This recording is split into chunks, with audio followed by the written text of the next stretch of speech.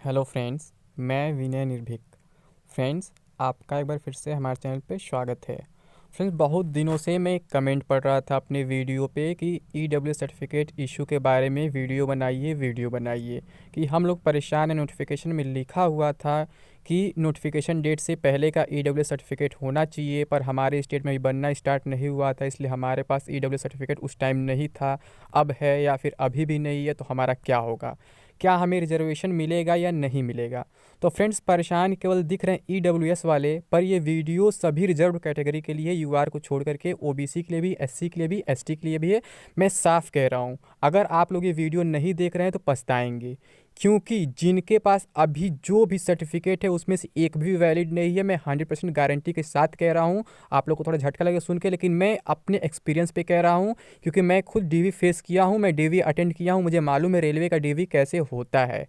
ये जितने भी सर्टिफिकेट आप लोगों ने आज तक बनवाया, इसमें से एक भी वैलिड नहीं है। मैं चैलेंज के साथ कह रहा हूँ, ठीक है? तो आप सभी को फिर से बनवाना ही पड़ेगा, चाहे आज तक आपने बनवाया है या नहीं बनवाया है, किसी का कोई नुकसान नहीं होने वाला है। लेकिन अगर फ्यूचर में आपने मेरे कहे अनुसार, मैं जो कहने जा रहा हूँ, मेरा बात पूरा नहीं सुने और उस फॉर्मेट में अगर आपने नहीं बनवाया, तो फिर आप वहाँ सर्टिफिकेट लेकर के जाएंगे, लेकिन आपको रिजर्वेशन नहीं मिलने वाला है। ठीक है फ्रेंड्स, अगर आपको मेरे ऊपर ज़रा सा विश्वास है तो आपको मेरा बात पूरा अंत तक सुनना पड़ेगा, ध्यान से सुनना पड़ेगा मैं क्या कह रहा हूँ, क्योंकि मैं डीवी अटेंड कर चुका हूँ। मैं बार बार बता चुका हूँ। मैं अभी आरआरबी ग्रुप डी 2018 का डीवी दिया था, मैं बताया था आप लोगों को, बस ज्वाइन नहीं किया था, ठीक है? तो वहाँ पे मैं आरआरबी गुवाहाटी से अप्लाई किया था पिछले बार, मैं बताया था ये भी, ठीक है? तो मैं देखा था हर जगह क्या हो रहा था। वहाँ पे केवल कास्ट सर्टिफिकेट ही नहीं लगता फ्रेंड्स, और भी बहुत से सर्टिफिकेट लगते हैं, ठीक है? मैं डीवी पे तो वीडियो बाद में बनाऊंगा, जब डीवी तक आप लोग पहुँचे तो बनाऊंगा। लेकिन फ्रेंड्स, अभी आपको जानना जरूरी है। और ये भी बता दूं फ्रेंड्स, ये केवल एनटीपीसी नहीं है, ग्रुप डी में भी काम आएगा, चाहे कोई भी एग्जाम हो रेलवे का, ठीक है? इसमें सभी रूल एक ही होता है, फिक्स होता है। लेकिन परेशान है केवल ईडब्ल्यूएस वाले, क्योंकि इनका नया रिजर्वेशन सिस्टम है, अभी फर्स्ट टाइम रेलवे में हो रहा है, इसलिए परेशान है। लेकिन मैं बता दूं, परेशान सभी को होना पड़ेगा, चाहे ओबीसी हो, चाहे एससी हो, चाहे एसटी हो। किसी का भी जो भी आप देख रहे हैं सर्टिफिकेट बन के रखा हुआ है, उसमें से एक भी वैलिड नहीं होगा। भले लिखा हो नोटिफिकेशन से पहले का होना चाहिए, लेकिन आपको तत्काल डीवी के टाइम बनवाना ही पड़ेगा, ये मेरी गारंटी है फ्रेंड्स, ठीक है? पहले हम देखते हैं नोटिफिकेशन में क्या लिखा हुआ है, किसके इतनी परेशानी हो रही है, क्यों ईडब्ल्यूएस कैंडिडेट्स परेशान है, ठीक है? और ओबीसी एससी एसटी अब इसके बारे में नहीं सोच रहे हैं, क्योंकि उनको लग रहा है नॉर्मल है। लेकिन परेशान उनको भी होना पड़ेगा जब वो डीवी तक पहुंचेंगे तब। अदरवाइज क्या होगा, उनका क्या होगा, रिजर्वेशन कैंसिल हो जाएगा, वो अनरिजर्व मान लिए जाएंगे। और अगर अनरिजर्व कट ऑफ नहीं क्लियर किए होंगे या फिर एज रिलैक्सेशन ले लिए होंगे, तो वो वैकेंसी से बाहर हो जाएंगे। ठीक है फ्रेंड्स, तो सभी को ये बात ध्यान से सुनना पड़ेगा, समझना पड़ेगा मैं क्या कह रहा हूँ, कैसे कह रहा हूँ, क्यों कह रहा हूँ, ठीक है? तो नोटिफिकेशन में देखते हैं क्या क्या लिखा हुआ है। मैं आप ही लोगों ने नोटिफिकेशन डाउनलोड किया हूँ, बहुत उसमें रिसर्च किया हूँ कि हाँ, मैं पूरा प्रूफ के साथ आपको समझा सकूँ कि मैं क्या कहना चाह रहा हूँ। ठीक है फ्रेंड्स, मैंने भी खुद अपने डीवी के टाइम लगभग 1 वीक पहले अपना सर्टिफिकेट बनवाया था, ठीक है? तो देख लेते हैं फ्रेंड्स यहाँ पे कि क्या क्या नोटिफिकेशन लिखा, किस किस परेशानी हो रही है। देखें क्या लिखा है ईडब्ल्यूएस का, इसी वजह से आप लोग परेशान हैं।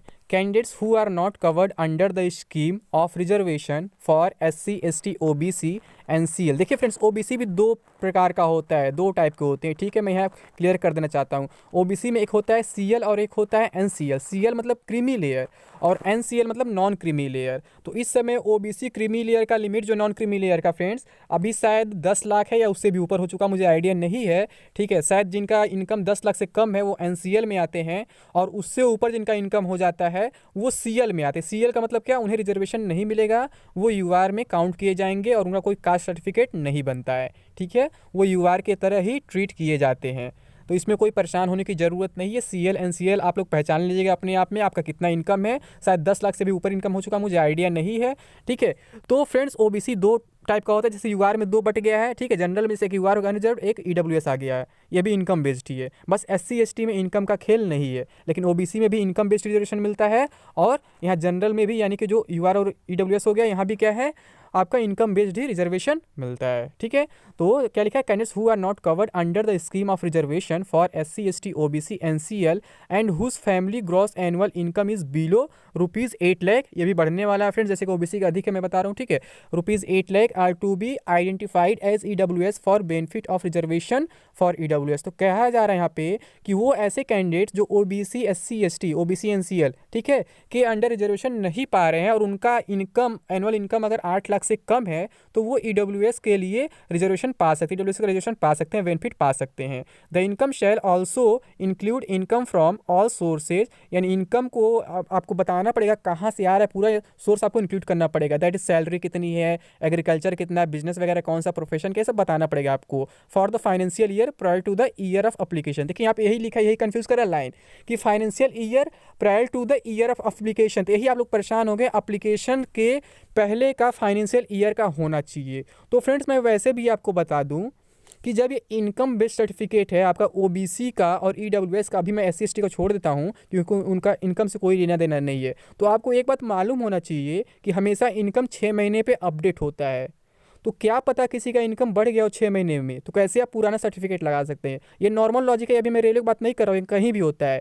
आप बस पढ़ते हैं नोटिफिकेशन में कि 3 साल पहले का वैलिड हो सकता है, 1 साल पहले का वैलिड हो सकता है, बट वो कहा जाता है केवल। लेकिन आप कहीं भी फॉर्म भरने जाते हैं और जब DV तक पहुँचते हैं तो क्या होता है, वो लेटेस्ट मांगते हैं, कहते हैं मुझे लेटेस्ट चाहिए। क्यों? क्योंकि तुम्हारी इनकम पिछले 3 साल में क्या बढ़ी नहीं है, घटी नहीं है। मैं DV में खुद सुना हूँ, ये सब फ्रेंड्स हुआ है ऐसा प्रॉब्लम काफ़ी कैंडिडेट्स के साथ। तो इसलिए मैं आपको आगाह कर रहा हूँ कि पुराने सर्टिफिकेट्स आपके बिल्कुल नहीं चलने वाले हैं, नए तो बनेंगे ही बनेंगे, प्लस उनका कुछ फॉर्मेट भी चेंज होगा रेलवे के अकॉर्डिंग, ठीक है। तो SC/ST का भी यही हाल है, उन्हें भी अपना चेंज कराना ही पड़ेगा फॉर्मेट, ठीक है। लेकिन यहाँ जो इनकम की बात हो रही है, तो इनकम हर 6 महीने अपडेट होती है, ठीक है। सर्टिफिकेट आपका हर 6 महीने बनता है इनकम सर्टिफिकेट, तो इसलिए आपका पुराना सर्टिफिकेट बिल्कुल नहीं लगेगा। तो आप लोग इसके पीछे ना परेशान हो, अगर आपने बनवाया तो भी कोई प्रॉब्लम, नहीं बना तो भी कोई प्रॉब्लम नहीं, आपको नया तो बनवाना ही पड़ेगा हर हाल में, ठीक है। ऑल्सो कैंडिडेट्स हुज फैमिली ऑन्स और possesses any of the following assets shall be excluded from being identified as EWS irrespective of family income। कह रहा है कि एक ऐसे भी कैंडिडेट जिनकी फैमिली जो है, ठीक है, या वो खुद मतलब ऐसे अधिकार हैं जिनके पास इतना चीज़ है, तो वो क्या हो जाएंगे, EWS सर्टिफिकेट नहीं पाएंगे। कौन कौन? मान लीजिए एग्रीकल्चर लैंड जो है 5 एकड़ है या उससे अधिक है, रेजिडेंशियल फ्लैट जो 1000 स्क्वायर फीट या उससे अधिक है, रेजिडेंशियल प्लॉट है 100 स्क्वायर यार्ड या उससे अधिक है, ठीक है। कहाँ पे? नोटिफाइड म्यूनिसिपालिटीज़ में, यानी कि गाँव अगर हम चल सकता है। Residential plot of 200 square yards and above in areas other than the notified municipalities, यानी कि गाँव वाले में क्या है 200, मतलब इतना होना चाहिए। तो ऐसा कोई चेक नहीं करता फ्रेंड्स, सर्टिफिकेट अगर आप बनवा सकते हैं तो बनवा लीजिए, उसमें कोई इशू नहीं है, इससे आपको कोई परेशानी नहीं होने वाली है, ठीक है।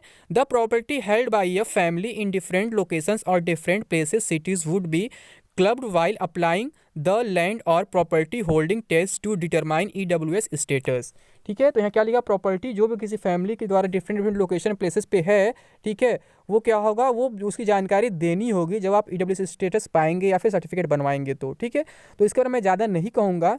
अब आगे क्या लिखा है, the term family for this purpose will include the person who seeks benefit of reservation his her parents and siblings below the age of 18 years as also his her spouse and children below the age of 18 years। तो family word किसके लिए use किया जा रहा है कि मान लीजिए जिसके पेरेंट्स हैं, ठीक है, और वो सिबलिंग्स, मान लीजिए सिबलिंग मतलब क्या होता है, सहोदर होते हैं, भाई बहन हो सकते हैं, जिनका एज 18 से कम है, या फिर उनके स्पाउस वगैरह हैं, हस्बैंड वाइफ में कोई एक, ठीक है, फिर चिल्ड्रेन है जिनका एज 18 से कम है, ठीक है। तो इसके लिए फैमिली वर्ड यहाँ यूज़ किया जाए। The benefit of reservation under EWS can be availed upon production of an income and asset certificate issued by a competent authority। The income and asset certificate issued by any one of the following authorities in the prescribed format as given in Annexure 3। यहाँ देखिए first साफ साफ लिखा हुआ Annexure 3 में जैसा जैसा लिखा फॉर्मेट उसी फॉर्मेट में आपका होना चाहिए। Shall only be accepted as candidates claim as belonging to EWS। ये तभी एक्सेप्ट किया जाएगा, मतलब जी मतलब उसका क्लेम क्या है कि वो EWS बिलोंग करता है, मतलब तभी जब इसमें से कोई एक ऑप्शन है जहां से आपको बनवाना चाहिए, ठीक है। क्या लिखा है, district magistrate, additional district magistrate, collector, deputy commissioner, additional deputy commissioner, first class stipendiary magistrate, sub divisional magistrate, taluka magistrate, ठीक है। आगे क्या लिखा हुआ है, एग्जीक्यूटिव, वो कट गया, ठीक है, अच्छा यही ठीक है। फिर executive magistrate, extra assistant commissioner, chief presidency magistrate, additional chief presidency magistrate, presidency magistrate, revenue officer not below the rank of tahsildar, तहसीलदार से नीचे नहीं जाए। तो मैं क्या किया था फ्रेंड्स, मैं DM से बनवाया था, पहले DM के पास गया तो वहाँ से बोला पहले SDM से साइन करा लो, वेरीफाई करा लो, फिर मेरे पास आओ। तो फिर SDM से मैं करा लिया था, फिर उसके बाद मैं DM के पास गया था, OBC सर्टिफिकेट मेरा था, ठीक है। आगे देख लेते हैं क्या है, sub divisional officer of the area where the candidate and और हिज फैमिली नॉर्मली रिजाइड्स। इसमें सब डिविजनल एरिया मतलब जो ऑफिसर हो सकते हैं, मतलब वही आपका ADM SDM जो होते हैं, ठीक है। आगे क्या लिखा हुआ है, the candidates applying against the vacancies reserved for EWS must possess income and asset certificate as on closing date of registration of application for the C. अब देखिए यहाँ पे क्या लिखा हुआ है कि इन्हें चाहिए, क्या चाहिए, इनकम सर्टिफिकेट चाहिए और एसेट सर्टिफिकेट कब चाहिए, कब का, नोटिफिकेशन से पहले का। तो फ्रेंड्स बताइए, नोटिफिकेशन आपका आया था शायद 28 फरवरी 2019 को। तो अभी क्या है, आज का डेट कितना है आपका, आज आपका 2 फरवरी 2021 है, यानी कि 2 साल अभी हो गए लगभग। तो आगे डीवी तक पहुँचते पहुँचते लगभग आपके 4 साल हो जाएंगे। तो क्या आपके इनकम तब से उस डेट तक बचे रहेंगे, उतना ही रहेंगे, फिक्स रहेंगे? नहीं रहेंगे ना, किसी घट भी सकते हैं, किसी बढ़ भी सकते हैं। इसलिए आपको इसको लेकर के परेशान होने की ज़रूरत नहीं है। अगर इसके बाद भी कहीं किसी सेंटर पे इशू होता है तो आप कंप्लेन कर सकते हैं अपने आरआरबी में। आरआरबी नहीं मानता है तो कोर्ट जिंदाबाद है, ठीक है। 100% मैं श्योर हूँ कहीं कोई इशू नहीं होने वाला है, क्योंकि मैं एक्सपीरियंस साथ कह रहा हूँ कि आपका जितना पुराना होगा उतना नुकसान होगा, जितना नया रहेगा उतना आपका फ़ायदा रहेगा, ठीक है। चाहे इनकम बढ़े चाहे घटे, आपको तत्काल का दिखाना होगा, ठीक है। क्या लिखा हुआ है आगे, accordingly they have to fill up the certificate number, date of issue of the certificate issuing authority, district and state of issue in the online application। ऐसा शायद मांगा नहीं था, बस यहाँ लिखा है, ठीक है। अब मांगा तो कोई इफेक्ट नहीं पड़ता है। Further this candidates are also required to produce valid income and asset certificate during document verification. फिर यही सब लगेंगे डॉक्यूमेंट वेरिफिकेशन में। In case of non compliance to this stipulations, their claim for reserved status under EWS will not be entertained and the candidature application of such candidates, if fulfilling all the eligibility conditions for general UR category, will be considered under general UR vacancies only। अगर ये आप लोग मान लीजिए fulfil नहीं करते condition तो आप जनरल में आ जाएंगे, यानी कि यूआर कैटेगरी में आ जाएंगे, ठीक है। तो इसके लिए भी क्या होता है, आपका एज रजिस्ट्रेशन वगैरह नहीं लेना होता है, और सारे जो लेवल के कट ऑफ होते हैं, प्री मेंस या फिजिकल जो भी होते हैं, मान लीजिए आपका डीवी वगैरह, हर जगह आपको क्या करना है कि आपको यूआर कैटेगरी से पास करना है। अब देखिए जो एनेक्सर 1 2 3 था, ये क्या था, यहाँ पे लिखा था डब्ल्यूएस, मैं केवल डब्ल्यूएस का ओपन किया हूँ, लेकिन मैं सबसे पहले यहाँ ला रहा हूँ एससी का, ठीक है, क्योंकि एनेक्सर 1 में एससी का दिया है। तो आपको क्या करना होता है फ्रेंड्स, चाहे आप एससी कैटेगरी से बिलोंग करते हैं, चाहे एसटी कैटेगरी से बिलोंग करते हैं, चाहे ओबीसी से बिलोंग करते हैं, चाहे ईडब्ल्यूएस से बिलोंग करते हैं, आपने जो भी सर्टिफिकेट बनवाया है उसे तो एक बार अपडेट करा लीजिए, ठीक है। अपडेट कराना जरूरी होता है, वो भी अभी नहीं आपको बनवाना है, जब आपका डीवी का टाइम आएगा तब, उसके लगभग 1 महीने पहले आप ट्राई करेंगे। यानी कि जब आपका रिजल्ट आ जा रहा है मेंस का, जब आपको लगता है कि आपका सिलेक्शन होने जा रहा है, तभी आप इसके लिए प्रयास करें, अदरवाइज ना करें, ठीक है। तो आपको क्या करना है, नॉर्मली एक सर्टिफिकेट जैसे आप बनवाते हैं हमेशा वो बनवा लेंगे। फिर उसके बाद क्या करना है, आपको इस नोटिफिकेशन से ये जो पेज दिख रहा है हूबहू, इसको आपको प्रिंट कराना है।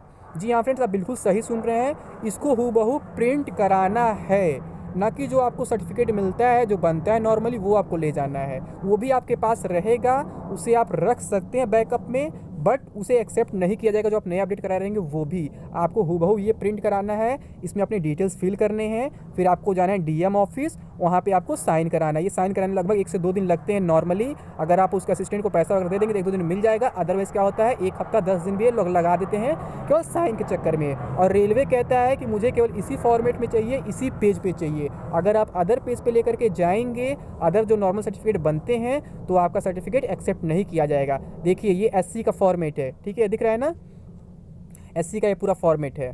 तो ऐसा ही बिल्कुल यही आपको प्रिंट कराना पड़ेगा, एससी का है 2 पेज में दिया हुआ है, ठीक है फ्रेंड्स।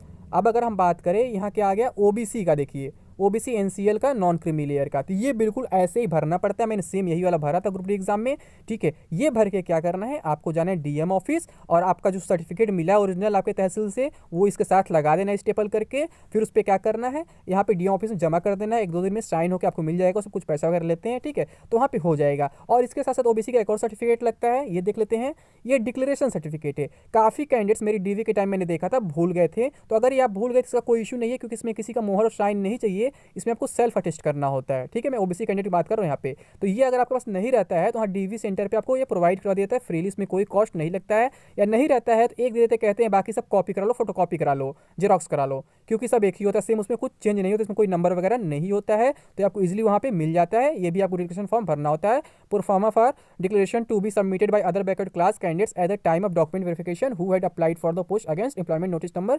CN01/2019, ठीक है। तो ये सब भरना पड़ता है, इसमें भी आपको परेशान होने की जरूरत नहीं है। और ऐसे ही आपका फ्रेंड्स ईडब्ल्यूएस का है, ठीक है। तो सर्टिफिकेट का फॉर्मेट यही है, सेम आपको ये प्रिंट करा लेना है, इसमें आपको कोई संकोच नहीं करना है, ठीक है। अदरवाइज क्या होगा, आप ही का नुकसान होगा, आपको रिजर्वेशन नहीं मिल पाएगा। और फिर इसके बाद क्या है आपका इनकम सर्टिफिकेट फॉर ईबीसी, ये भी क्या करना है, ये आपको खुद करना है, ठीक है। अच्छा हाँ, ये भी आपको इनकम सर्टिफिकेट बनवा के ले जाना है यहीं से, मतलब जो हाँ बोला इश्यूइंग अथॉरिटीज़, हमको लगा ये वो वाला ओबीसी अथॉरिटी वो नहीं, सिंपल नहीं है।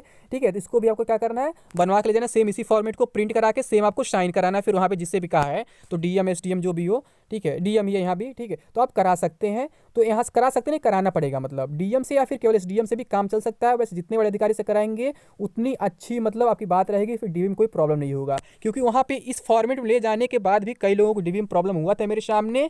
ठीक है, तो मैं आपसे यही कहूँगा कि अभी जो भी सर्टिफिकेट है या फिर नहीं आपके पास कोई इशू नहीं है, आपको नया सर्टिफिकेट हर हाल में बनवाना ही पड़ेगा। नया सर्टिफिकेट बनवाने के बाद रेलवे के जो फॉर्मेट्स दिख रहे हैं इसमें आपको उसको अपग्रेड कराना ही पड़ेगा, और वो सर्टिफिकेट भी आपके हाथ में रहेगा, वो सबमिट नहीं होता डीएम के पास, वो भी आपको मिल जाएगा, उसको भी रख सकते हैं। ये एक पतले पेज में निकलवा लेंगे दुकान से प्रिंट, इस पर फिल कर लेंगे पेन से, ठीक है, और फिर इसको सबमिट कर देंगे डीएम ऑफिस पे, 3-4 दिन में आपको नॉर्मली मिल जाएगा। फिर यही आपका ओरिजिनल सर्टिफिकेट है, फिर आपका रजिस्ट्रेशन कोई आपसे छीन नहीं सकता है। ठीक है फ्रेंड्स, तो उम्मीद करता हूँ आपका सारा डाउट क्लियर हो जाएगा, आपको अब इसके पीछे परेशान होने की ज़रूरत नहीं है, आरटीआई लगाने की ज़रूरत नहीं है। यही मैं कहना चाहता था कि 100% आपको ये नया सर्टिफिकेट बनवाना ही पड़ेगा, लगवाना ही पड़ेगा नया सर्टिफिकेट, पुराना चाहे है नहीं है, इससे कोई मतलब नहीं है। ठीक है फ्रेंड्स, अभी के लिए बस इतना ही। थैंक यू, जय हिंद, जय भारत।